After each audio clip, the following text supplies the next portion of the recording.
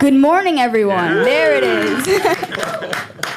My name is Ava Beckford, and in September, I will be in 8th grade of MS88. Third year here. Yay. I am a third-generation student at this school. My grandmother went to this school, very first to go, actually. And my mother also went to this school. So I guess you could say I kind of have a legacy. These halls, I'm quite sure, have changed since they were originally made.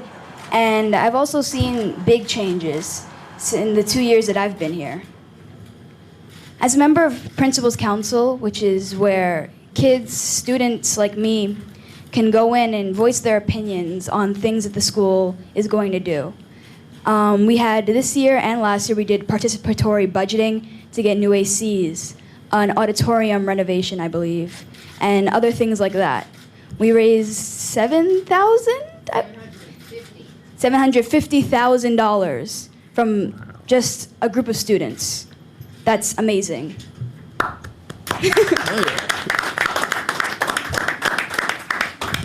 Being an MS88, you have a voice. You are respected, and out of all of them, you are safe. No doubt about it, you are safe. And downstairs, we just had a restorative circle, and we talked about empathy and respect, two of some of our most important core values for this school. And I think those core values impact the students so much. I mean, every year we have like an awards ceremony where kids get awards for representing and embodying these core values.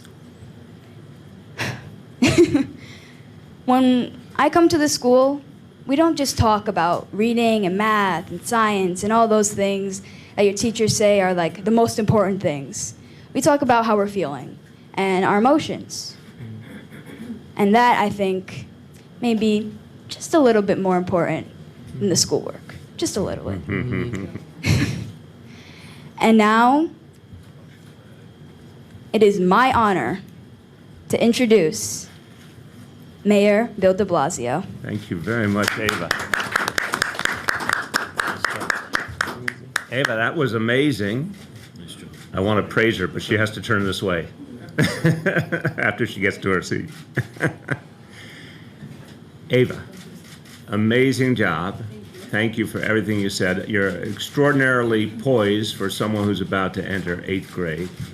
And I really liked what you said here, and I liked what you said in the circle when we were together earlier, because it's very powerful what you're talking about, creating some place that people feel safe, where they communicate with each other, respect each other, and if there's a problem, there's somewhere to go to deal with it positively rather than turn into conflict. So I really want to thank you, because the only way that happens is if students act as leaders and model the right behavior to each other. So let's thank Ava for all she is doing.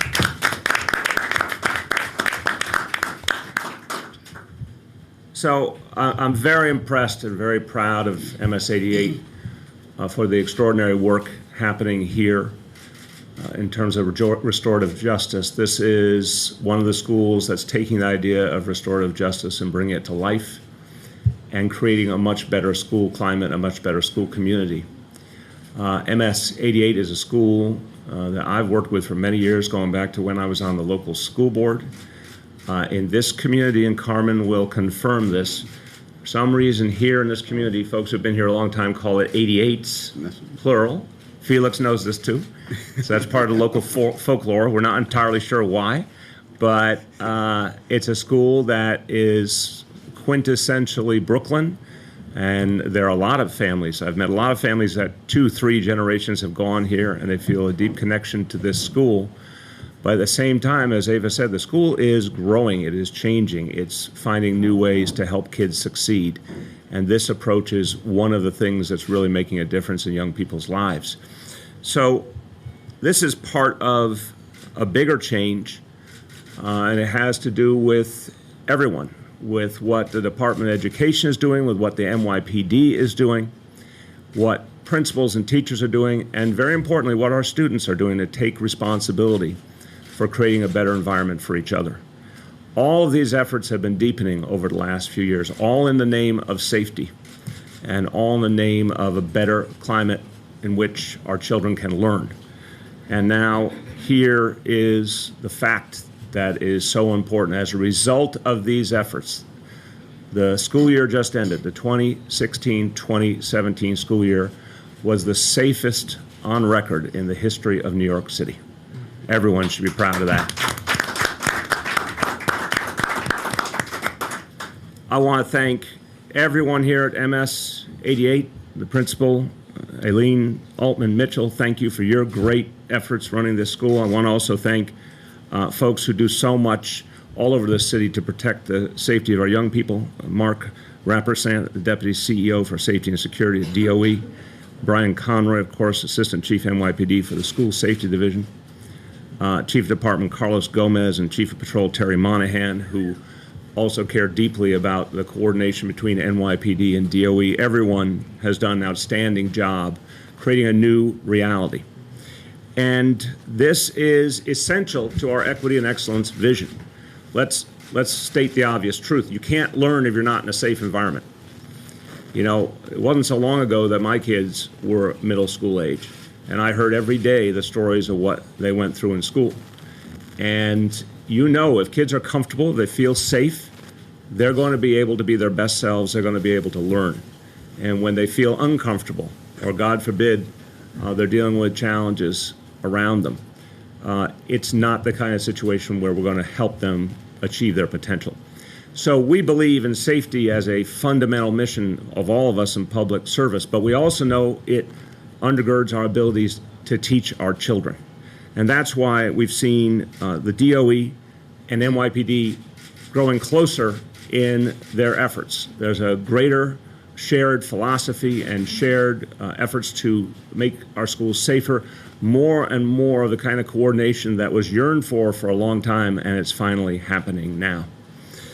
Now, we know for a long time in the city, for many decades, our parents sent kids off to school honestly not knowing if they would be safe enough. That was a cold, painful reality in this city for a long time. And I got to tell you, the last 5 years, we've seen a big turnaround. I want to give credit to the previous administration for starting the ball rolling, and then we've seen more and more progress in the last few years. So this school year just finished compared to the last one. Major crimes in schools down more than 5%. And compared to the first full school year that we were all here together, crime in school down 18%. So over the last 3 years, down 18%.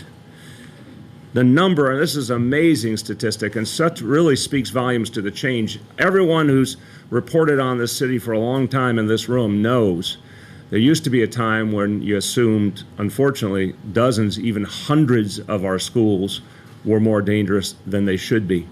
Well, according to the state of New York now, the number of persistently dangerous schools in New York City has dropped to only two in the entire school system. Yep. That is the lowest we've ever been, and something everyone should be proud of. The number, just as recently as the 2015-2016 school year, had been 27, and before this last year, the lowest it had ever been was 10. So this is a whole new reality of a kind of safety we've never seen before. We also believe, like we've seen in the whole city, and Commissioner O'Neill's going to speak in a moment, and it's absolutely parallels the extraordinary work the NYPD has done overall. What have we told you all year? NYPD is driving down crime with fewer arrests. Well, we see the same thing in our schools. Crime is going down, and arrests are going down simultaneously. School-related arrests are down 8% from the previous year. Summons went down 11%.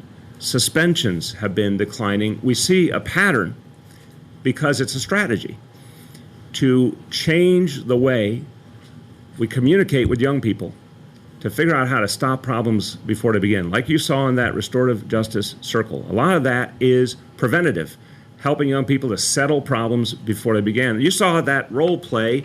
Someone thought the other person tripped them. Every one of us has been through that situation when we were in school, something like that. Someone thought the other person tripped them. Well, that might be talked out and then everyone goes their separate ways, or it could turn into a fight, could turn into someone being seriously injured. Here, these young people are being taught how to stop the problem before it even begins. And that works. Also, we're finding that warnings and efforts to work with young people to change their behavior have a very powerful impact. And you don't need to go straight to arrest or straight to summons. And this parallels things that Commissioner O'Neill has said for a long time, and before him, Commissioner Bratton, about, again, the approach to crime overall. I remember vividly one of the first times at one of these gatherings, Commissioner Bratton said, you know, arrest is not the goal. It's a tool. Like a summons can be a tool, like a warning can be a tool, and officers use the best tool for each occasion. That's happening in our school system as well. Now, what did we know before? We knew there was too much crime, too much conflict that went unaddressed. Too many kids felt they were in danger. Too many parents felt they were sending their young people off to unsafe schools. And at the same time, we had a disciplinary model that was overly punitive and backfired. And this is a fact because we see it now as we try the alternative. We see how the alternative is working. It used to be that too many times the first resort, not the last resort, was suspension. And that often made kids, bluntly, even worse in their behavior. Kids who got the impression from the actions being taken by adults that the young person didn't have any value, didn't have any future, didn't have any possibilities. Well, we're trying to emphasize now in all we do, every child has tremendous possibilities. Sometimes they make mistakes. We're going to help them rebound. We're going to help them learn to not make that mistake the next time. And we know that the best way to achieve safety is to create an atmosphere of fairness. Again, I've said this about policing overall, that safety and fairness can go hand in hand. We've seen that on our streets. We've seen it works with the neighborhood policing model. We see it in our schools as well. Look, part of this is the restorative justice model, and part of this is also looking at the other things that lead to challenges and problems. We have made a major investment in improving the school climate, improving the ability of young people to address their problems, also addressing other types of problems that often undergird violence or conflict, including mental health challenges that now are being addressed much more forthrightly because the city is putting an emphasis overall on more openly addressing mental health challenges and providing schools the support to do it. A lot of times, it used to be that teachers had to try and figure out what to do with a mental health challenge that one of their kids had, but they didn't get a lot of support in doing it. The same with our police officers. They were asked to be mental health professionals even though it wasn't their training. We're putting a lot more expertise now into our school system to provide that support to principals and teachers and everyone so that if they see a young person dealing with a mental health challenge, they can get that help quickly. And when they get it early in life, it makes a huge difference. $47 million is being spent each year on efforts to improve the school climate and address mental health challenges in our schools. That's a big change. Look, you saw again what happens in that circle, that restorative circle. You can imagine how that ripples out all over the school and how that teaches the folks who are part of the kids who are part of that circle, but they also spread the message to others and they lead by examples. We've also helped to train our officers in our schools to think differently about how to deal with conflict. The same de-escalation techniques that have been taught to NYPD officers who patrol our streets have been taught to our school safety officers as well. And that makes a big difference. The same emphasis on working not just with kids, but their families. It really changes the whole approach. Finally, you see how this effort to focus on safety correlates to an improvement in the school climate, and you get better academic results as well. Everyone knows, we've talked about it, graduation rates going up, dropout rates going down. That has everything to do with a better school climate. So look, we know we've come a long way in the city, and to have had the safest school year on record is a great achievement. Everyone at the OE should be very proud. Everyone at the NYPD should be very proud. We know we can do even better, and we know the results in terms of young people's lives will be extraordinary. Every young person who feels safe will be able to realize their potential. Every young person who stays out of trouble because of these efforts will not end up missing out on all that they could do in life. That's what's happening every day here at MS 88 and throughout our school system. So there's a lot to be proud of. Let me say a few words in Spanish before turning to the Commissioner. El pasado año escolar fue el más seguro de nuestra historia. Los crímenes en las escuelas cayeron 5% comparado con el año anterior. Además, hay menos estudiantes que nunca han sido arrestados o suspendidos. Nos sentimos muy felices con los avances que logramos y vamos a seguir trabajando para que todas las escuelas sean más seguras. With that, I turn to our Commissioner, and Commissioner, I commend you and everyone, NYPD, and particularly school safety, for this extraordinary achievement in the last school year. Thank you, Mr. Mayor. So, this is the beauty of being the police commissioner. As I woke up this morning, I didn't really think about the odds of me at some point in the day holding a Kermit the Frog doll in my hands. But I guess they were pretty good. So I haven't been able to do that in a long time. My kids are a little bit older.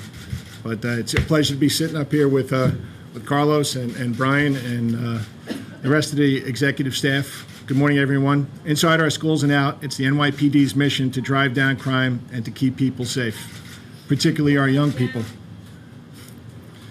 You got that, right? What you're hearing today is that crime continues to drop all across the city. School-based enforcement continues to drop. The NYPD is actively committed to the safety of all our students in all our neighborhoods, whether it's through the actions of our crossing guards, our school safety agents, or our police officers, who each and every day dedicate themselves to the protection of our children and our schools. And we do this through training and things like de-escalation and problem solving, what the mayor spoke about. Parents in all of our neighborhoods deserve to know their kids are learning in safe environments.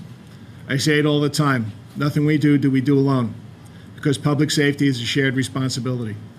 And our partnership with the DOE and the Mayor's Office of Criminal Justice and the City Council continue to pay dividends. At the NYPD, we're truly proud to see the ongoing reduction in enforcement activity in our schools and working hard to ensure this trend continues. After all, it's everyone's goal to ensure the success of our students by providing safe environments for them to excel and to reach their full potentials. What we're proving in New York City every day is that it's possible to have greater safety. And this means that we're doing things the right way.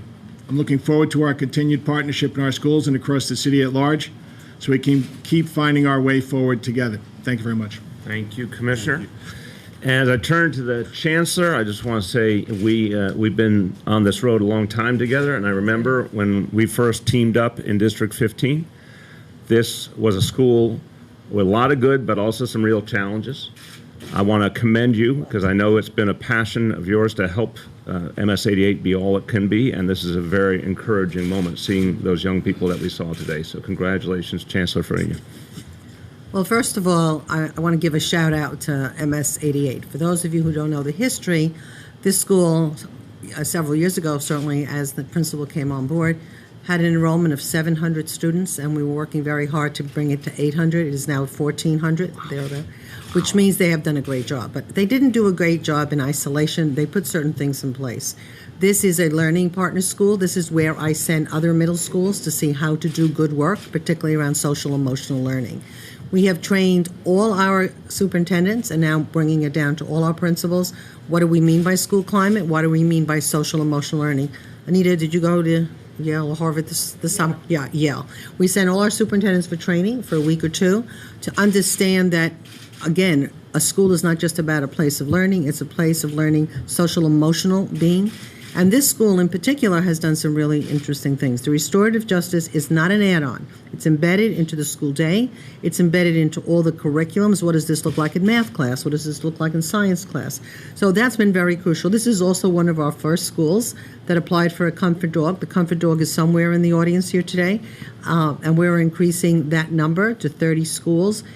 When a child has a meltdown, going to a guidance counselor's office and petting a dog is actually a stress reliever, and it's part of school climate. I also can't say enough about Mark Rampesan and all the people that he reports to. for the intense focus that he has given schools in the past that have been on the persistently dangerous. And when you talk to Mark, this is a passion of his to ensure that everyone works together. Also, with Commissioner O'Neill and certainly Commissioner Bratton before him, having a relationship with the NYPD that is collaborative in nature, that we try to find more ways that we can work together. I'm going to your cadet graduation coming up relatively soon, and when you see the amount of work that they do where their police officers are working with kids in many of our high schools and doing the tutoring in the summer program, where we now have safety agents taking on additional courses on de-escalation of issues rather than just, as you said, it makes a real difference. And I think any time a school gets on a list, Mark and I visit, and we develop a focused plan. You don't get off list of any kind without a focused approach to the plan. So I think we're very proud of what we've done. This is a model school for the work. The fact that students sit in and talk to the principal and give the principal advice, not lip service, because everybody has a student council. I've been asking more and more middle schools and high schools to make the student council real and have power to actually, the Comfort Dog program came out of a student council member in a 5th grade in Queens, where a student had came prepared to approach me about why he thought they should have a comfort dog in that building. He had already figured out who was going to babysit for the dog, what it would cost, and everything else. So listening to students and respecting students, which you heard this morning, and then following up with them and their families, that's the way to build successful schools. Español. Oh, español. Hoy estamos anunciando que la lista de las escuelas que tienen peligro nada más son 2 en la ciudad de Nueva York. En otros años eran 27 o más. Este año tratamos mucho con los principales y las escuelas para que todos los estudiantes y sus padres tengan más respeto y más voz en la escuela para hacer decisiones que son mejor para sus estudiantes. Y esto es una de las razones que yo creo que tenemos esos buenos resultados. Y no puedo decir bastante de la ayuda que nos dio el Departamento de Policía, porque juntos estamos haciendo estas cosas. Ninguna agencia puede hacer este trabajo solamente. Muchas gracias. Now I want to turn to 2 of our elected officials. We depend on them for support, and we depend on them to help us determine what's going to work better in our schools. And both of them have been very involved with the schools. Assemblymember Felix Ortiz, we go back to the same time when I was representing this school and Sunset Park and Red Hook and the rest of the community in District 15. And I want to thank you for helping us to achieve something very important for middle schools, which was the funding to give every child an after-school seat in our whole middle school system. And it's something that's making a huge difference in the lives of our young people. My pleasure to introduce Assemblymember Felix Ortiz. Thank you, Mr. Mayor. I also would like to commend the Chancellor and as well as the NYPD Commissioner for the partnership that they have developed in order to ensure that they send that partnership as a domino effect to work together with the school, the principal, the superintendent. As we all know that the best safety of the schools is the best safety for the parents and the children as well, and also that involved for the teachers and the guidance council. And would I also to commend the mayor about the mental health issue, because that's an issue that I have been pushing in the assembly for many, many years. Because I do believe that if we want to identify a problem, an issue that happened in the school, especially in our children, you can identify that at the early stage of our children's life, that you get to pre-K kindergarten, you get to kindergarten first grader. Once you identify the issue, we don't need to be talking about the problem that the children will develop in the future. So I think that today is a historical day, it's a great moment for all of us, and especially for the families of IS-88s, which means security, safety, and strength. Yep. That's what I learned back in the days. Beautiful. Okay, so I would like also to thank all the students. A beautiful speech, and I am very proud to be part of you for the last 22 years since I've been in the Assembly, serving the 51st Assembly District. This is a great moment, and I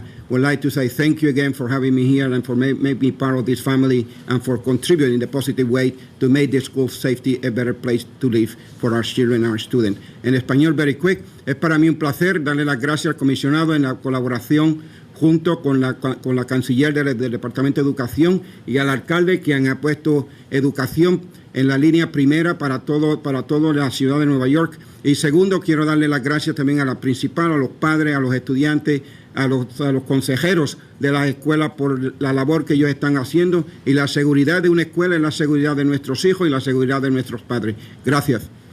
Thank you very much, Assembly Member. And I want to introduce now the council member for this community. And a lot of the things we're talking about today, restorative justice, reducing suspension, finding more effective and more progressive ways to help our young people move forward. I know the council member, Carlos Menchaca, has been a champion of these approaches, and I hope you're gratified to see they're actually working. Council member Menchaca. Thank you so much, Mr. Mayor and Chancellor and Commissioner O'Neill, and really the entire team that's here celebrating the reductions in arrests. I'm here as a council member, but I'm also here as someone who really believes in our young people. Eva's speech today really kind of resonated with the kind of restorative learning practices. When you give children the voice to really take lead and give them the tools to make that happen, MS88 is where it happens. Ms. Mitchell and her entire team have been dedicated to bring every possible program here to really bring the children, a very diverse group of people in this students in this school. The incredible leadership from Anita Skop, our superintendent, continuing to work with all the middle schools in the district, because this district is very different from one corner to the other. I represent the Sunset Park corner. When we think about fear, and when we bring principals, councils, and other kids to talk about what's happening in the schools, the pipeline to the criminal justice system, the prosecution of young people is at the top. They go and rally in places like City Hall and in their own communities because we need to reduce them, and we're celebrating that reduction. And I'm so proud to be here because they are working, Mr. Mayor. And the $47 million, I hope, is just the beginning, because they do work and they do allow for that voice to be present. Participatory budgeting was mentioned. And that is one of those beautiful things where now middle school students across the entire city will be able to vote and bring legacy to their middle school to really bring improvements. And that is coming and being driven directly by the students, engaging parents. And that is why I'm here today. And the final thing is that these summons and arrests have real impact for our community, especially our immigrant community and our young people of color. This sets them on a trajectory for a very, very dark life. And these reductions are really something that we not only celebrate, but that we remember. And so, Eva, we will remember your voice today as we move forward in the City Council. We have debates and legislation and budget. And so just thank you for that inspiration. Thank you. Thank you very much, Council Member.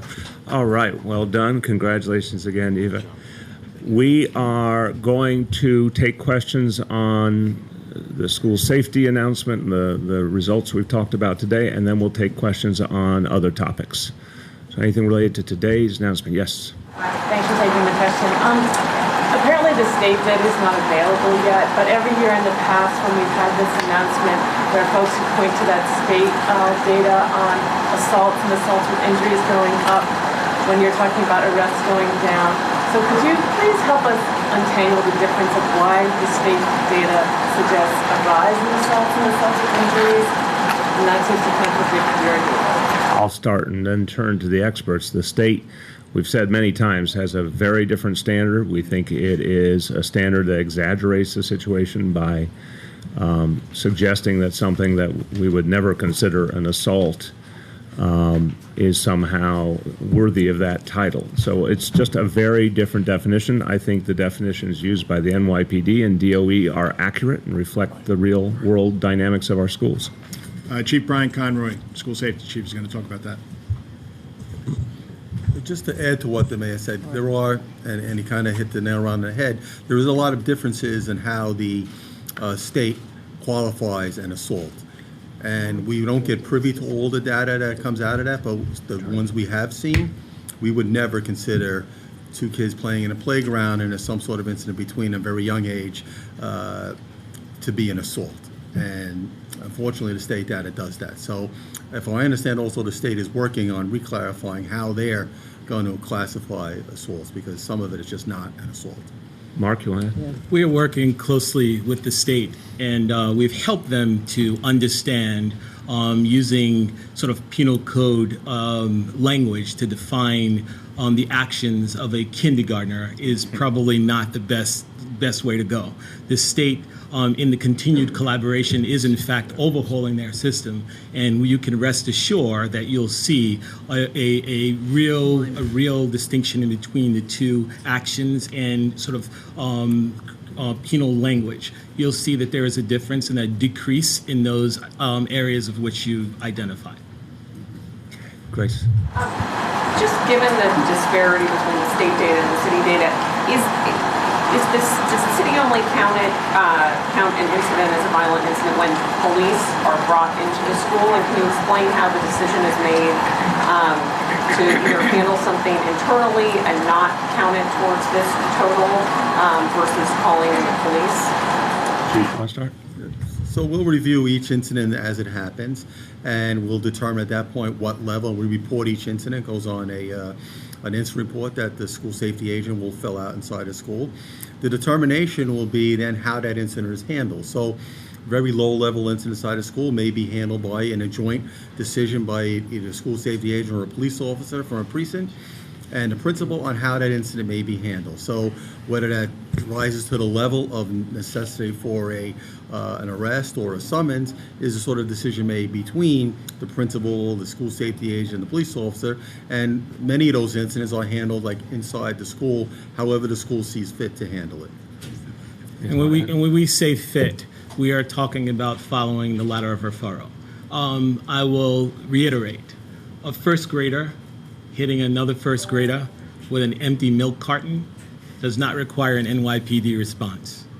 And our schools are equipped to deal with those kinds of issues. But for the state, if there's any claim of pain from that empty milk carton, they classify that as an assault with a weapon. Everyone should be shivering right now, especially if you have a first grader. I was going to say, especially if you're carrying a milk carton. Okay. The incidents that you all count and consider violent incidents, does that mean that the police was involved or not necessarily? I guess I'm wondering, is there some clear determination to put it in that pile versus not? Well, that the police are aware of. So many incidents may be handled inside a classroom with no police involvement whatsoever. However, the principal may report that on their internal reporting system that gets to the state. And I think that one point of clarity that we need to make is that there's a difference between a crime and an incident, right? And our police officers and school safety agents are responding to crimes in schools, and an incident is not necessarily a crime. Yes, sir. Mr. Mayor, Chancellor, kudos obviously are deserved by everyone at this table, elected officials and appointed. But what part do the school teachers, the staff, and the schools themselves play in reaching this particular goal? I'll start and then turn to the chancellor. Crucial. You know, the teachers and all the school staff are the front line, and they have been essential to changing the climate in the schools and supporting this notion of a greater level of dialogue. You know, more restorative justice, things that change the way a young person handles a situation. So you can't make change on this scale without the teachers being front and center. And obviously the restorative justice model that we've seen in this school is now spread out throughout the city. So we've done it in two ways. We had summer workshops on restorative justice for teachers. We also have had it for principals so they can turn it down on the Monday, 80 minutes PD. Part of the PD, that's what PD is. Professional development. What is also acceptable is to have workshops for teachers on social emotional. We have highlighted schools that are doing a particularly good job around restorative justice and encourage other schools to go visit them. So this has been all hands on deck kind of effort to make sure, of course, the teacher in the classroom everything happens in the classroom, and that's really important. But I want to also reference another point. Regardless of what statistics you're using, and I do believe the alignment to NYPD is crucial for us, if you start from 2006 to now, whatever the numbers, we are down to 2. And I don't want to lose sight that that's really something that is very special and something that needs to be celebrated, because we can sometimes fudge all kinds of other issues, but the number of schools that have gone down is really a testament to our leaders in our system. Yeah. I know that weapon recoveries have spiked over the last 2 years. I know that part of the reason may have been because of overreaction. However, heard more weapons, or we talked about that last year, but I didn't see in the press release any data on weapon recovery. So if you could just fill me in on that. Yeah, so we have seen over the last several years an increase in the number of weapons that we've been recovering at the school.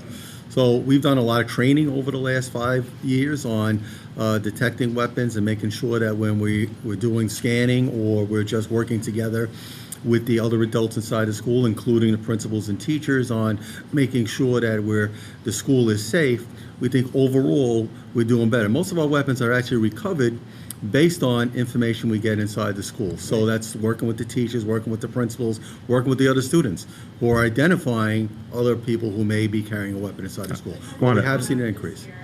Yes, we've had another. So this year we had a total of 1,429 weapons recovered, weapons and dangerous instruments. We differentiate between the two. And the prior year, that in 2015 and 16 was 1073. So I want to two Those are points about incidents. this. We take very seriously any weapon in a school, obviously. But there's two things I think are important to recognize in this.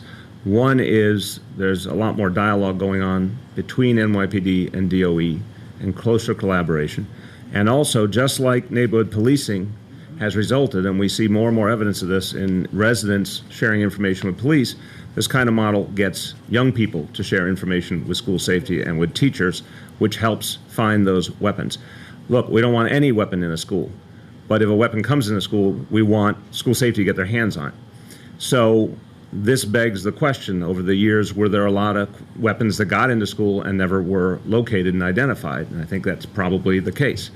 Now we can argue very clearly that better communication, better coordination, better training is leading to a lot more weapons being found. The more weapons that are found, the more it discourages any young person from bringing a weapon. So this is, I take those numbers very, very seriously, but I also think they indicate a process of change that's ultimately going to lead to a much safer environment. Yes? It seems that when the state data is advantageous, i.e. when the number of persistently dangerous schools goes down to 2, you validate them and you celebrate them. When they're not advantageous, when the number of violent incidents, when you have this gulf between your numbers and their numbers, there's an air of dismissiveness. Which one is it? It's a fair question, but I would answer it in a very straightforward manner. We believe that for all the facts we've put forward, that our schools are getting safer and safer. And so if the state puts forward data that clarifies that, that's helpful because it tracks with everything we know. They're not here every day. We are. We know this is true. On the specific question of how they categorize incidents or assaults, we have a difference, and I think Mark gave you a great example. I'm a parent. If my kids were in first grade and they threw an empty milk carton, or they were on the receiving end, there's no way in the world I would consider that a violent incident. So I don't know how the state of New York does that. And by the way, it's pretty unusual compared to other differences we might have with other levels of government. This one's a little strange to all of us, how they possibly could interpret that way. So we've been clear that we stand apart on that one, but the persistent dangerously school reality, we think is consistent with the data we have. Yeah, way back. So I have two questions. One, when you say safest school year on record, since when did the city begin keeping records? And can you just sort of clarify exactly what you mean by safest? Like, is it the fewest arrests and summonses in schools ever? Like, can you just be more specific? I'll start and then turn to my colleagues. As per usual, there's different measures that have been kept at different points in time. I think we're doing something here in part based on common sense. We all know how violent our schools were for decades. Every one of us who was around understood the extent of the problem. So we know you have to go back many decades to find something that was at all as safe as what we're seeing now. And we also know when you go back too many decades, there wasn't a lot of record keeping. So it's one part common sense, what we've all experienced decades, from the last 20, 30, 40 years versus now, and another part based on specific measures like how many schools are on persistently dangerous, how many incidents, et cetera. 2006 was the year that we started with these particular measurements, and we are saying the safest since 2006 right now. And if you want some numbers, Chief Conroy will come in. For the persistently dangerous category. And the second question is just on the precinct level data. So last year was the first time that NYPD had report interactions between precinct officers and incidents in schools. And that data has shown that there are wide disparities in how black students are overrepresented in the numbers who receive arrests and summonses and who are restrained.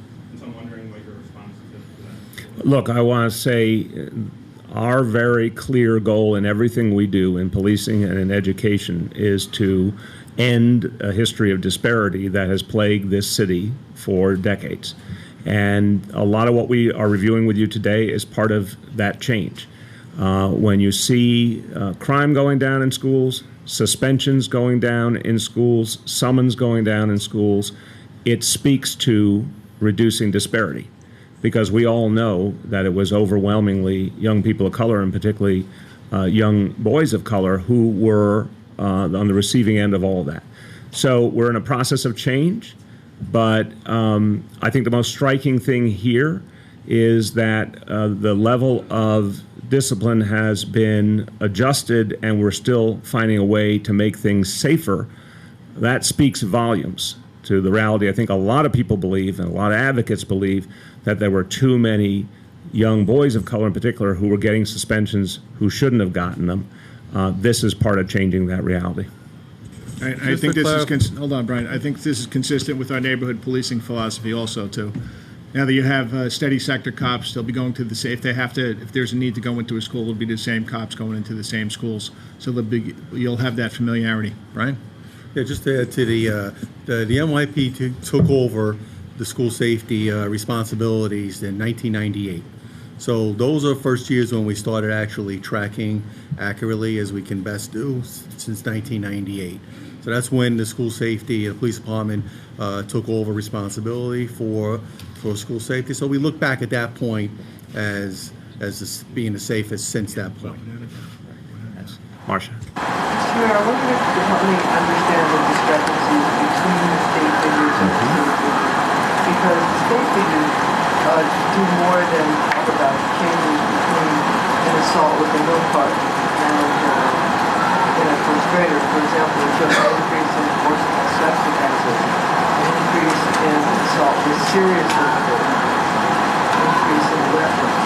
And are you saying that those numbers that the state has are wrong and don't jive with what we have? Or do you see increases in those categories as well?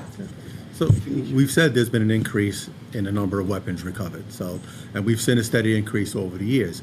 Now, you also have to look at what is the state classifying as a weapon, which I don't have that. So that's based on what a principal may be putting in their report.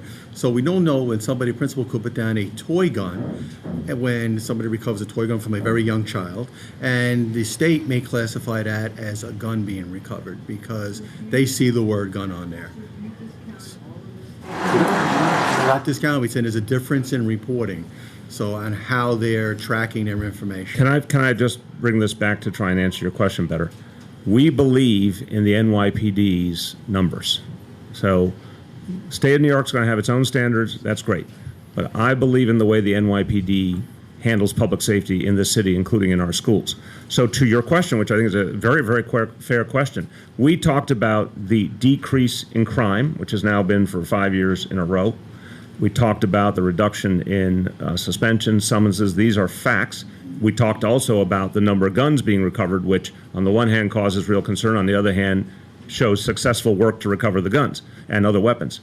But Chief, on the questions that Marcia raised about other categories, let's be clear, and of course Mark as well. Any specifics to give about what's gone up and what's gone down so we can show what NYPD says? Mark? So when you talk about the comparison between the NYPD's numbers and the state's numbers as it relates to weapons, you'll see that the state they're categorizing non-traditional items as weapons. For instance, I gave you the example of the milk carton. Well, the milk carton then becomes a weapon. That would never be seen on the NYPD data. Another example of a sex offense is a second grader patting the buttocks of another young lady, right? Another student. Well, the state classifies that as a sex offense. The NYPD would not. So that's a perfect example, and that's where you will see difference in numbers. In the state's figures?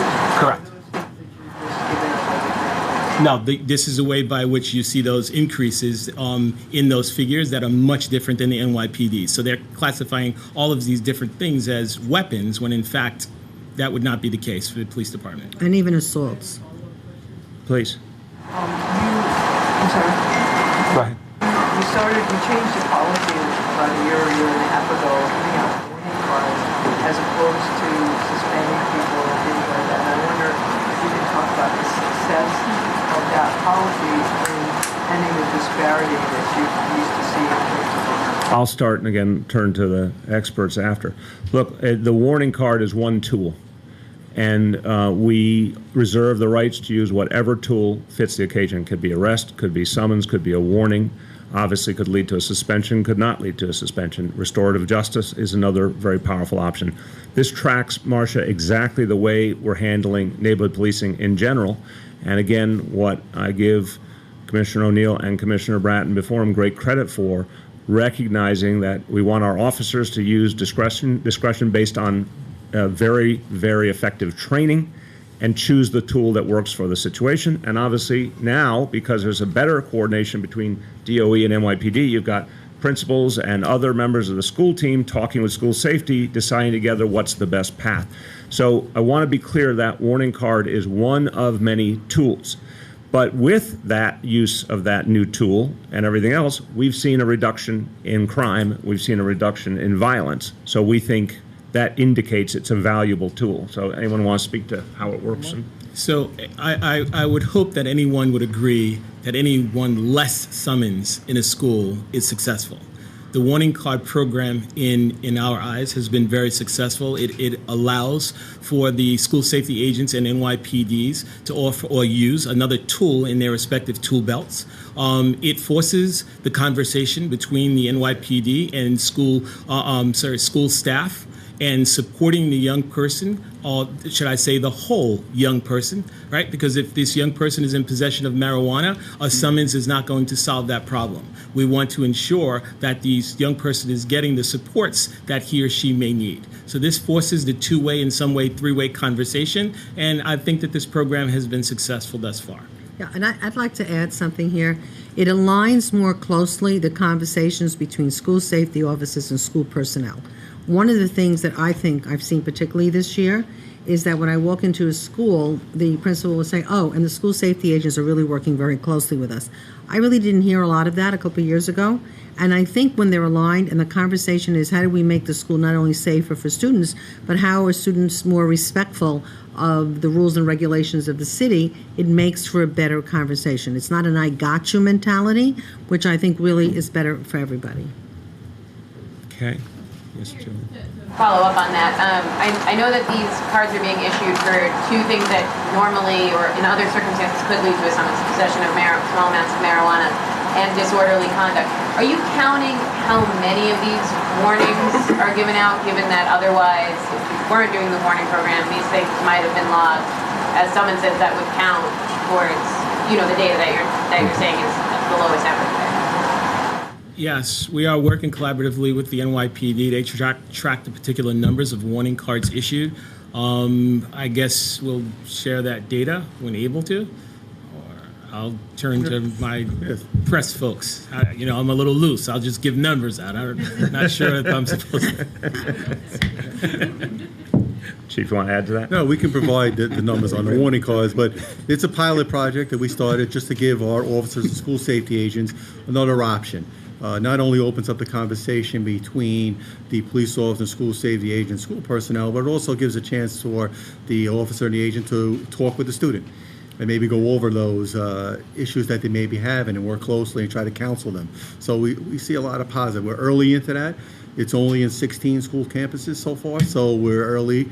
But we did see, from the Department of Education that we have a very low recidivism rate on a student getting in trouble again after getting a warning card. So we see some very positives early on. And Chief, if I understand correctly, the warning card also correlates to a system of reaching out to the family and engaging them. Could you talk about that? It's very part of that, and what we work very closely with the school administration, and the principal is then going to call the students' parents or guardians and talk to them about the incident and have a conversation with them about it. So to get everybody sort of working together to try to improve that behavior. So the goal is to stop the behavior. Let's just be clear. This is why we think it's valuable. Sometimes a warning that the next time there's going to be much greater consequences, and involving the family members, as you can imagine, the result that can have in terms of the child's understanding of things.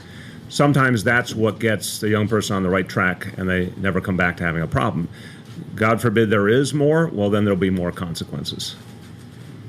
Possibly identify those two most dangerous schools in New York City? I have them in here. You have whoever's. IS 49 on IS 49 Staten Island, and 183 on the Rockaways in Queens. I have memorized them, and I want to be very clear that last year when we got the original, and every year since I've been chancellor, those schools get an immediate visit from both Mark and myself. We develop an immediate plan with the administrators and the NYPD in that particular area. If they need more support, we give them more support. But more importantly, what structures need to change in that building to ensure that parents feel safe and that the school changes. One of the schools that was on the list in prior years, we put in a tremendous amount of extra support, and this year for the first time, their enrollment is actually going way high. So sometimes it just means that more attention to it, more focus, and what is the support? And the support that one school needs may not be the same support another school needs.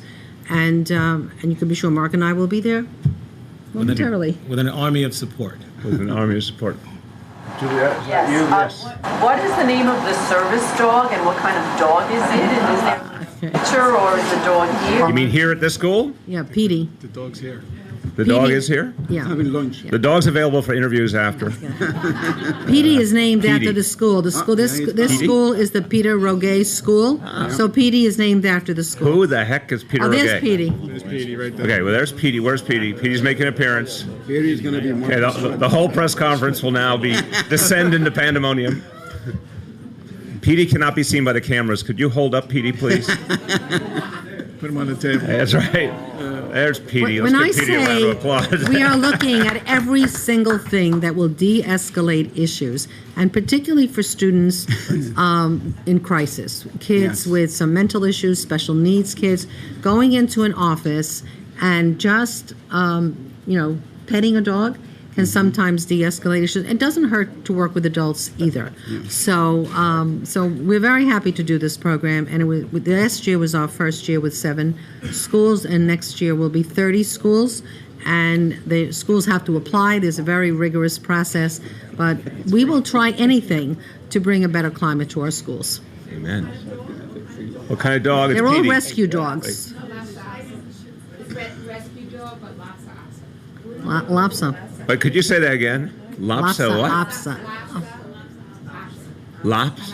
Lopsa. Is this like a tongue twister? Now, it's a rescue dog. Let's stick with that. It's a rescue dog. All the dogs in the program. Juliet, we're going to get the official spelling of that for you. They're all right. rescue dogs specifically Yes, they have trained to been work in dogs. schools.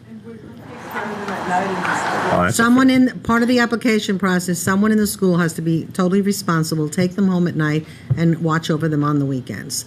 And that's part of the demands before a school is awarded it. You guys think of everything. Okay, wait a minute. You had your hand up. So I'm just wondering if all of this, the statistics that you're celebrating have led to any new decisions on metal detectors in any particular schools being removed or added or what have you? It's the same process that we're going to look school by school. And that's, I think, very, very important to have school safety working with the DOE to look at what's happening in that school and make a decision specific to that school. But there haven't been any changes. No, we think that's the right strategy, and that can lead to more or less use of metal detectors, temporary or permanent, depending on what the facts show over a period of time. Grace, did you have something? Oh, the 30 schools that it's expanding to, will all 30 of those have dogs? Yeah. That's part of the program, yeah. Okay, yes, you're off. I just wanted to get clarity on the milk carton assault incident. Are we speaking about a real incident, or is this a hypothetical example? Unfortunately, it's a real incident. In the last year, or when? Last year, yeah. It was unfortunately, yes. Way back? So So I had a question. I know you're saying that there's more communication between the NYPD and the DOE, and I was wondering, when a school does RJ and they train their staff, their teachers, and administrators, do the safety agents attend those trainings too? I was just wondering what on the ground level is happening between the school and the safety agents. And then also, I don't know what the average tenure of a safety agent is at a particular school, so what happens when there's turnover with the safety agents at a school that's doing RJ? So I just want to clarify for everyone. So one, are the safety agents included in the training and the school strategy around restorative justice? And two, is there new training for new agents in the same work? Who's got it? So we are working collaboratively with School Safety Division, and we are working aggressively to include school safety agents in that respective training. I'm happy to say that one of our schools in the Bronx, students actually trained the school safety agents. And once the agents took part in the first training, those agents requested to take part in that second training with students. And I gotta say, students enjoyed it, agents enjoyed it, but most of all, the principals enjoyed it. The word is out, and we're expanding it to other schools. But besides that respective borough, we are doing these trainings in other boroughs, always offering for the NYPD an opportunity to participate in those trainings. The unfortunate part about that is the agents, in terms of their availability, is not such as in our respective schools, school staff, I should say. So we work with school safety to find, holiday times, times when schools are down for professional development, so forth and so on, and inject agents in, right? And so anytime a school is open, there's got to be a safety agent at a door. So every agent may not get an opportunity to participate, but we continue to do the round robin training with school safety agents in mind. And the other thing is we also need to celebrate success. So we started, I think, 2 or 3 years ago, having one day a year where we celebrate outstanding safety agents at the DOE. And they have to be nominated by school staff and approval with NYPD. And this has also been another way of saying you're valuable, you're important. You're not just an appendage in a school, but you have to have done something that staff recognizes. And they've run the gamut from one of the safety agents who on his lunch hour plays basketball with all the kids in the building, another one who's taken trips with kids on Saturdays. We need to raise the awareness that these are the good guys and these are people who add to our school culture. So I think this is really, really important. Yes, David. The milk carton was full of milk, and did it hit someone in the head? Do you know where it hit the person? You said empty, I believe. It was an empty milk carton. Empty. And the grade level was? It was I want to say it was a first grader. First grader, empty milk carton. That's right. Important things to know. Okay, last call on this topic. Let's see. Yes, please. I apologize if this was answered. No worries. Just for like an apples to apples comparison, what is the number of violent incidents that occurred in schools that the city says? I guess it's for the past year. Right, those numbers or? Yeah, We can get you after I give you all the statistics on the school crime. Okay, so you're going to get them out today? Yep. In time for their deadlines? Okay. Last call on this topic. Going once, twice. Other topics. Other topics. Way back. Mayor, there's new leadership that's just been announced at the Port Authority, and we understand later today, new leadership at the MTA. You may not have been briefed on these appointments. Amazingly, Andrew, I've not. But I'm wondering, what have you seen from your now more frequent subway trips? What have you learned from it, and are you confident that today we're headed in the right direction? Right. I have seen how frustrated people are who ride the subways and how worried they are about being able to get where they have to get on time. Hold on a sec. I'll pause while people depart. I'll start again, Andrew. Okay, get out of the way of the cameras, my friends. Thank you. One, I've seen how frustrated New Yorkers are who ride the subways, that they are constantly worried about being late. That's become more and more a part of their life to assume they're going to be late, and it could affect, whether they get to the job on time. It could affect whether they make a doctor's appointment or whether they can pick up their child after school on time. I mean, these are real serious matters for everyday New Yorkers. So I've certainly heard that frustration as I've been riding the subways. I see some of the problems I saw for years when I was riding the subways all the time, when it was the only thing I used to get around. But they've gotten worse. That's obvious. And there's more frustration. I do think the plan announced by Chairman Lota was a step in the right direction. I don't think we should assume because he announced an initial plan that the problem is now solved. I think we should see it for what it is, a step in the right direction. A lot of the right ideas are now on the table. Now they have to execute them.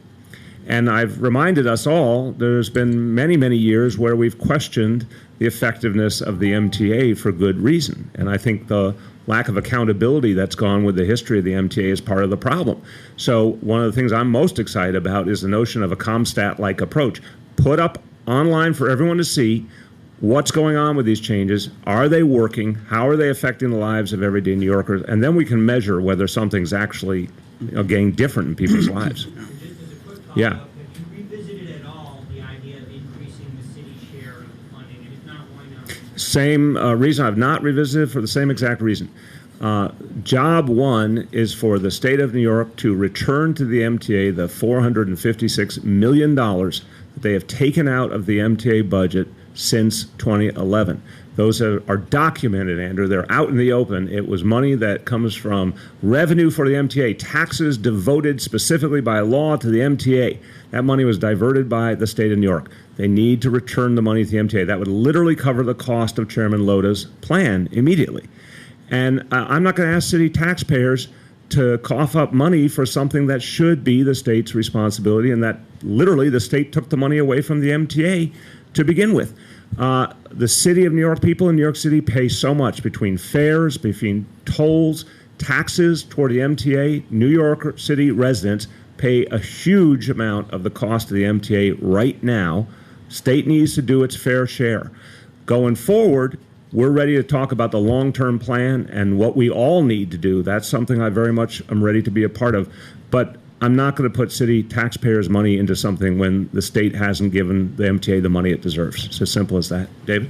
On the deal reached late last night about funding for immigrant legal defense with the council, did you personally solicit donations from No. members of City Hall in your staff? I have no idea how that happened specifically. I had nothing to do with it, though. I can tell you that much. Personally, did your staff? Again, when I say the phrase "I have no idea," it literally means I have no idea. Did anyone in City Hall seek COIB guidance on soliciting any kind of? I don't know. I was not part of the specific process. All I know is that the money comes from foundations. Who was in your City Hall? I don't know, but we can certainly give you a sense of that. Way back.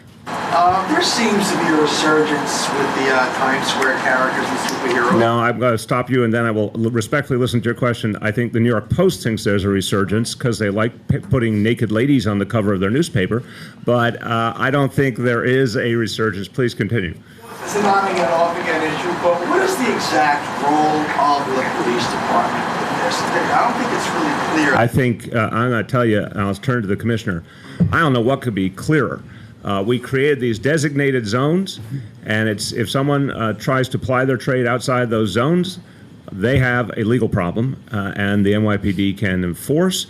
Also, any other violation of law, including menacing people, the NYPD can enforce, and there's a very strong NYPD presence in Times Square. So I think this is an attempt, as per usual, to gin up a problem and hope everyone will go running after it, when in fact the facts just don't bear it out. Commissioner. Thank you, Mr. Mayor. Nothing I'd like to talk about more. I'm going to go through a few things, and then Chief Moynihan's going to talk about the specifics about designated activity zones. So just take a look at Times Square right now. We're going to look at index crimes, major crimes in Times Square, 2017 as opposed to 2016. We're down 23.7%. So in 16 there were 219. This year there's 167. And out of that 167, 19 are assaults from the incident in Times Square where the people were run over. 311 calls are down 42%, 251 last year, down to 144 this year. And then DAS summons, designated activity zone summonses, are up 21% from 137 last year to 166 this year. So we are doing more. Times Square is a very safe place. And Chief Moynihan will explain to you now our rules for enforcing DAZ zones. All right, we have 105 police officers assigned into the Times Square area. on a regular basis. These same cops are there every day. They know these cartoon characters and everyone else in there very well. To enforce the designated activity zones, it's a two-pronged test. You have to see them perform an activity outside the designated zone and or solicit money outside the zone. So we have to be able to make that observation. If someone comes up and if a cartoon character takes a picture outside the zone but never solicits money, that is not a violation. They can go up to people outside the zone, talk to them, see if they want to come into the zone and take a picture and then solicit money. That would not be a violation of law. So our officers are very well trained in what to observe and what they need to do. When it comes to the aggressive solicitation, again, there's two different things. The person who's approached has to fear that they are in fear of personal bodily harm. So we need that complainant to be able to say when that cartoon character came up to them, they were afraid, that they thought that they were going to get hurt. Otherwise, we need to be able to watch the character for a while and be able to see that he's aggressively following the person and or aggressively impeding his movement. So a character or someone coming up, just putting their arm around them and then leaving would not meet the definition of aggressive. So our cops are very well versed in this. We use both uniform and undercovers to monitor their activity, and we will continue to do so. Terry, just for everyone's benefit, could you explain what the charges can be and if they lead to arrest or not? All right, for the aggressive solicitation, that's an unclassified misdemeanor, and they can be arrested for that. For the activity outside of the zone, that is a criminal court summons, and they'd be issued a summons on the scene. And the summons levels, I'm trying to remember the dollar figures associated with the summons. Do you know that offhand? I have to get back to those numbers. We will get to that. Okay, Marcia. Mr. Mayor, it's a two-part political question. Number one, your reaction to yesterday's Quinnipiac poll, which shows your approval rating dropping, but you're still being controlled by the caucus. But I also wonder, secondly, she seems to have stepped up for press conferences where she attacks you on the subject du jour. I wonder how you feel about that and whether you think it's going to be a winning strategy against her. I don't spend a lot of time trying to figure out my opponent's strategies. The things she talks about consistently show that she's out of touch with the values of New Yorkers. For example, raising the question of bail reform, people all over this city want to see fewer people incarcerated with the right rules in place to make sure that public safety is preserved. They certainly want to see Rikers Island closed. She seems to be going the wrong direction there, both in terms of substance, but also in terms of the values of New Yorkers. So I don't think consistently saying things that people find to be the wrong position is going to get her very far. In terms of the poll, I've said this to you before, polls come, polls go. I'm never surprised the ways they go up or down. It's not just the famous hackneyed phrase, the only poll that matters is on election day. That is literally a true statement. And by the way, I think November 8th, 2016 was maybe the ultimate version of that, to be honest. And I really, really don't like what happened. But I think for all of us who have watched politics for a long time, that's the truth. We don't know anything until the people vote. But I never get caught up in the week-to-week or month-to-month variations. I think the bottom line is that people in this city are going to judge based on record. And today's an example. Crime is going down in the city. Crime is going down in our schools. Obviously, our schools are doing better by our kids, higher graduation rate, pre-K for all. We're creating affordable housing. These are the things that people want to see from the city of New York, and that's what I'll be running on. Look, we'll have plenty of time to debate issue by issue, but I think her values as a conservative Republican, her values are out of touch with the people in New York City. I think that's an obvious statement.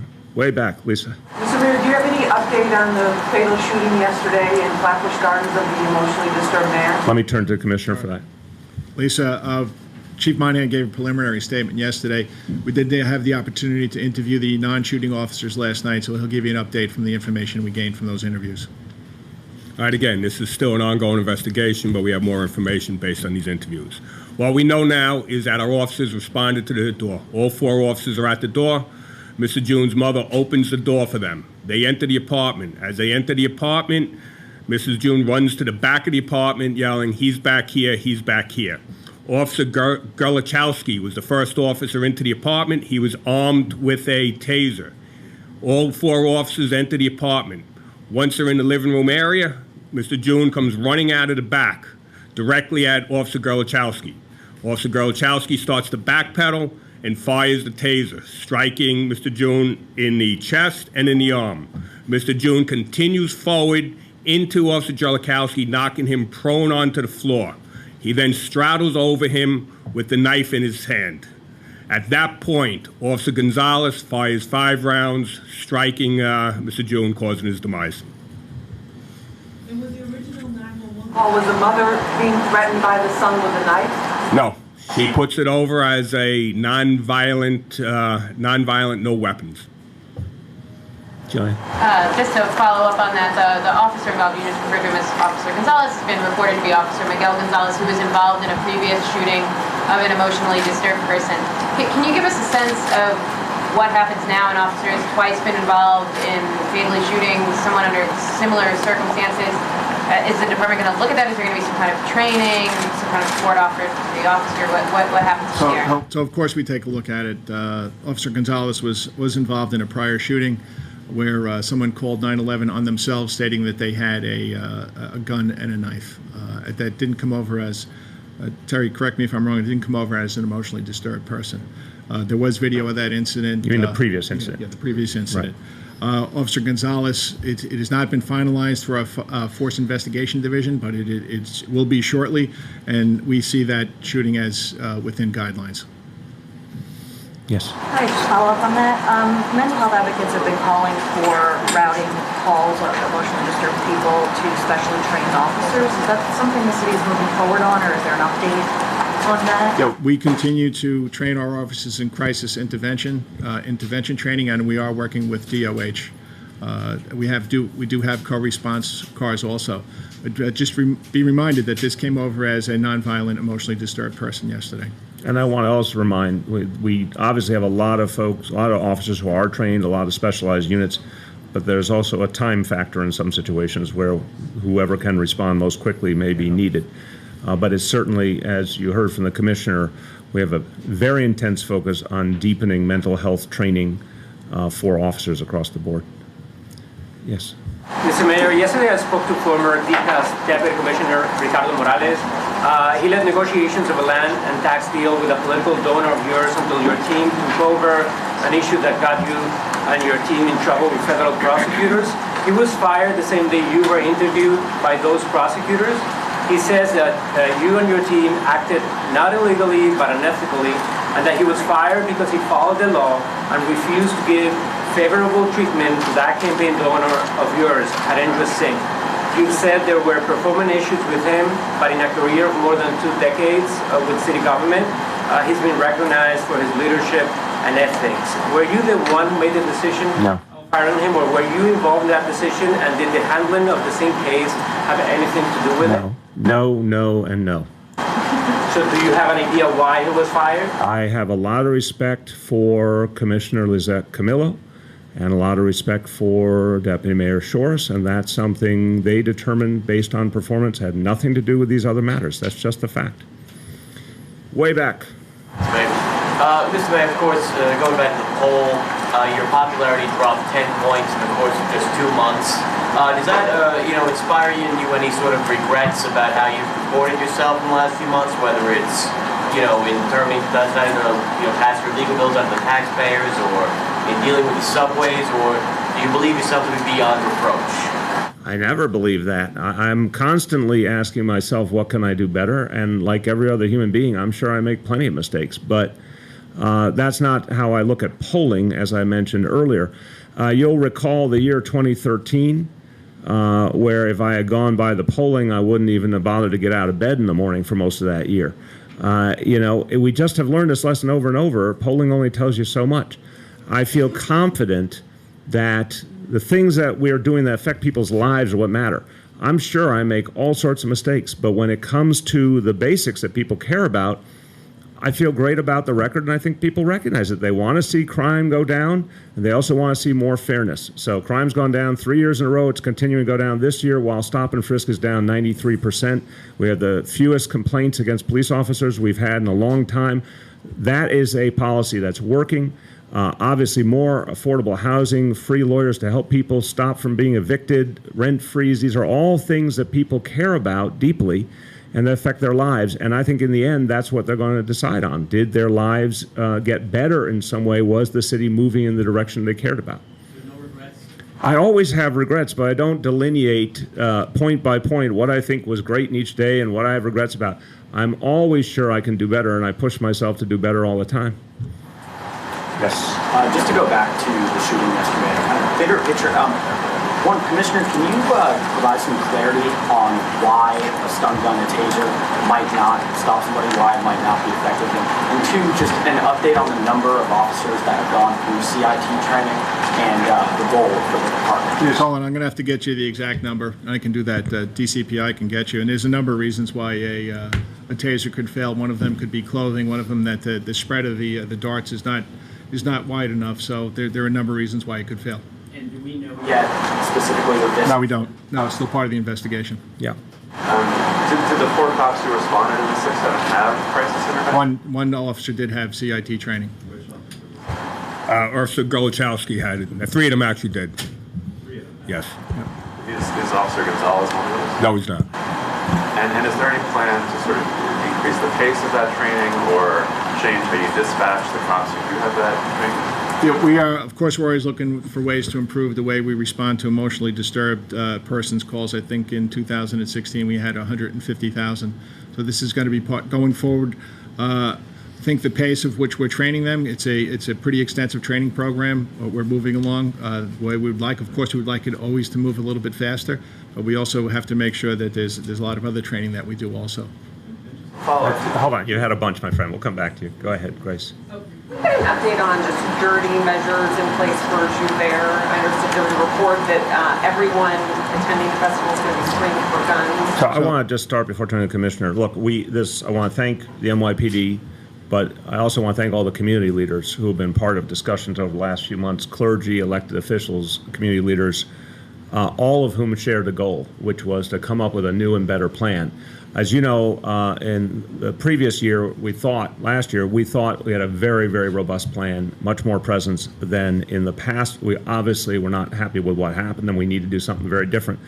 So from the beginning, there was a decision to fundamentally change the reality, including the hours. So now it will all happen during daylight, and the level of screening to make sure there are not weapons anywhere nearby. So that's you're going to see a lot of differences this year compared to last year, and there's been a high level of cooperation and buy-in from community leaders. So we've been working very closely with City Council, the Brooklyn Borough President, since the day after Juve last year. Last year we had doubled the number of police officers we put at the detail. We increased the number of lights. We increased the number of cameras. This year we are the beginning of the parade is going to be at 6 a.m., so we'll be doing it during daylight hours. And I'll let Terry, Chief Monahan, talk about what we're doing as far as screening people to get into the route. And it's a pretty significant change. And I have to stress here, this is something we've done in conjunction with Eric Giamani and a number of the elected officials and the people running the Juve event. So this is something that this is our way forward here to try to keep that event as safe as possible. Terry? All right, so I've been meeting on a regular basis with all the community leaders and the electeds on this, and we came together with a plan that for the route itself, we want to set it up similar to Times Square, that there will be a screening process, approximately 12 different entry points coming into the route where people are going to have to go through a winding sort of system similar to what we do at Times Square for New Year's Eve. You know, won't be allowing large backpacks, won't be allowing alcohol to be taken onto the route. So it'll be a significant increase, but this was a consensus of everyone in the room that this is the way we want to go. Is this just in a specific location that you're doing it now, like a set location, or is There's a route. Juliet, there's always been a route. I think it starts on Flatbush, goes to Empire, and then goes over to Nostrand. Mayor, 2 questions. Following up on the anonymous donor. Are you saying the council and the speaker led the effort to find that donor and that you weren't involved at all? I don't know what part of, I don't know, I'm not getting across here. I really don't know the mechanics of it. I have a lot of other things I'm more focused on than someone who gave, you know, a relatively small amount of money. I know it's one or more foundations, not individuals, not corporations, and they were organizations that support things like legal aid to begin with. But I don't know how the details were put together. Former Deputy Commissioner Morales, part of what he said yesterday was that he's not looking for a payday, he actually just wants his job back. Would you be willing to give him his job back? No. It's a performance question. Last two. Yes, Sean. Question for Commissioner Neal. Last year there was an email apparently sent by someone in your department ordering the police to sweep 2 subway stations for homeless people ahead of the mayor's visit. Have you confirmed whether that email was sent, why it was sent, and if so, if it violates protocol, have you issued any clarification of what the protocol should be? Sorry, I talked about this the other day. This was a sergeant trying his best to do a good job. We do Transit Bureau personnel do train station inspections all the time. We inspected a few stations. I think there was one homeless person found. We offered her services. She did not take them. This is there's security. There's a security component of this also. We knew the mayor was coming. There's a security component. He's, after all, the mayor of New York City. This is something that we do all the time. This is, and there's no ramifications against the sergeant. He's trying his best to do his job, and I commend him for that. Is the wording the best? Probably not. Probably not. But there's a person that's looking to do his best for the New York City Police Department and for the city. So. Okay, you had something before, and then Marcia, I think she had something. When the cop showed up at the door, did the mother tell them that her son had a knife at that point? No, she just opened the door, ran to the back, and said, "He's back here. He's back here." And were ESU cops en route to the scene, or were they notified? Did not come over as a violent EDP. ESU monitors all emotionally disturbed person jobs, and if they're needed, if it becomes violent, then they're called in. So they were not in the process of responding. Marcia. Police questions, updates on the woman who was apparently injected with some kind of chemical in her. Chief Boyce will take care of that. And then the package explosion. Okay, Chief Boyce can take care of both of those, Marcia. Good afternoon, all. Manhattan South detectives were notified on the 28th, which is Friday, of an unusual death of a 31-year-old female up in Upper Manhattan. As we started looking at this, we quickly found out that on July 15th, she went to St. Luke's Hospital being treated for dizziness. She soon went into a coma and was put on life support. We spoke to everybody with her that time, so we went back a certain time. She was put on life support a few hours after she got there. So she was on life support for almost 10 days. So as detectives peeled this thing back, they found out that she had gone on the 15th of the month to a location in the 13th precinct to get a plastic surgery done. We feel this is what happened to her, is a botched plastic surgery. She was getting augmentation to her buttocks, and she was given some injections. We then identified the location. We did a search warrant on that, the 29th, the next day. We found surgical supplies that were indicative of some kind of surgery being performed, as well as some drugs like lidocaine and other things as well. We identified a couple individuals involved. This morning, I should say, presently, we're doing an autopsy on that young lady. Her name is Letitia Bynum. We're looking at her now to see exactly what happened with her. We believe this is because of that botched surgery where that happened. So we'll know more as we go forward. We have everybody identified who were players in this. She went willingly. She had word of this location from another friend of hers who had it done in February. This happens, Marcia, unfortunately, a couple times a year where we have this kind of surgery has gone bad. These are not doctors. They should not be doing this. There could be arrest, or is this not? There's a strong possibility it's going to be arrest, yes. But I'll know more. I don't have a homicide. I don't know what the exact cause of death until the autopsy is completed. In regards to your other question about the packaging, the device in the 105 precinct, this was sent there sometime on Tuesday, the 25th.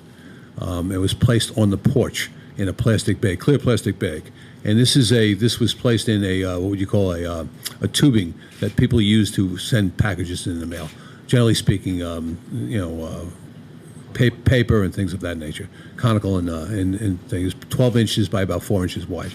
Our investigation now is on this. It was flash powder that created this with no shrapnel. Flash powder is something used in pyrotechnics. It creates an incendiary flame. That's what covered Mr. Ray, and that's where 80% of his body is covered with second-degree burns. He's struggling for his life right now. Hopefully, our prayers are with him. He makes it. So right now, our investigation is complex. There's a lot going on. We have the FBI involved. They initially responded. We have video on the block. We're speaking to people in the area. 2 families in the house. We're trying to define exactly who was the intended target right now. There was a lot, and I spoke Friday afternoon, and this directly after it happened, there was a lot of stuff left on the crime scene. So we have a lot of strong leads in this, and we'll go forward that way. Okay.